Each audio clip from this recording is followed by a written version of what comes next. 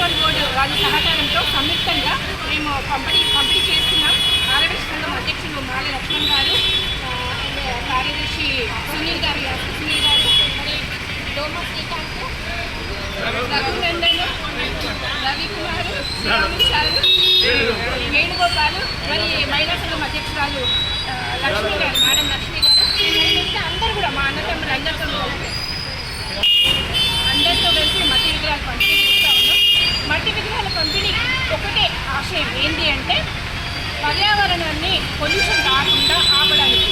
ఇప్పుడు మనం పూర్వకాలంలో చూస్తుంటే పూర్వకాలంలో మామూలుగా మట్టితో గణపతి చేసి పూజించి 3 రోజులు 5 రోజులు 9 రోజులు అట్లా చేసేసి తర్వాత నిమజ్జనం చేసేవారు.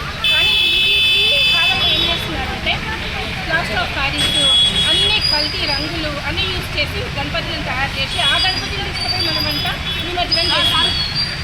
నిమజ్జనం చేసినాక ఆ నది నీళ్ళు మనం దాడుతూ ఉంటాం. అంటే పొల్యూషన్ అనేది మనమే క్రియేట్ చేస్తున్నాం. యాక్చువల్గా గణపతి పూజగా 21 రకాల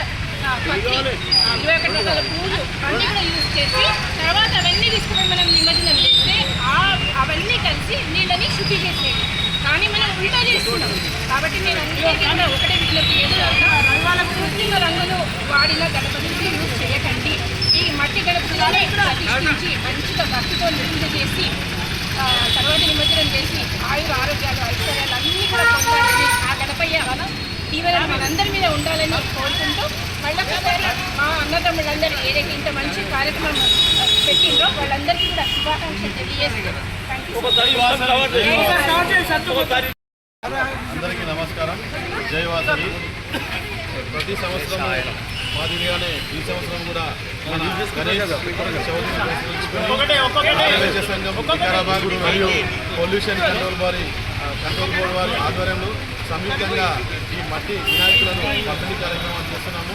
ముఖ్య ఉద్దేశం పర్యావరణాన్ని కాపాడే ఉద్దేశంతో ఈ కార్యక్రమాన్ని గత 10 సంవత్సరాల నుంచి చేపట్టాము. ఈ సంవత్సరం కూడా అందులో భాగంగా ఈ సంవత్సరం కూడా మట్టి వినాయకులు ఈ కార్యక్రమంలో ముఖ్య అతిథిగా పాల్గొన్నటువంటి మాజీ ముఖ్యమంత్రి మంజులక్క గారు, మహిళా సంఘం అధ్యక్షురాలకి మరియు ఆరవేశ సంఘ సభ్యులందరికీ పేరున నమస్కారాలు తెలియజేస్తూ ముగిస్తున్నాను. జై వాసవి.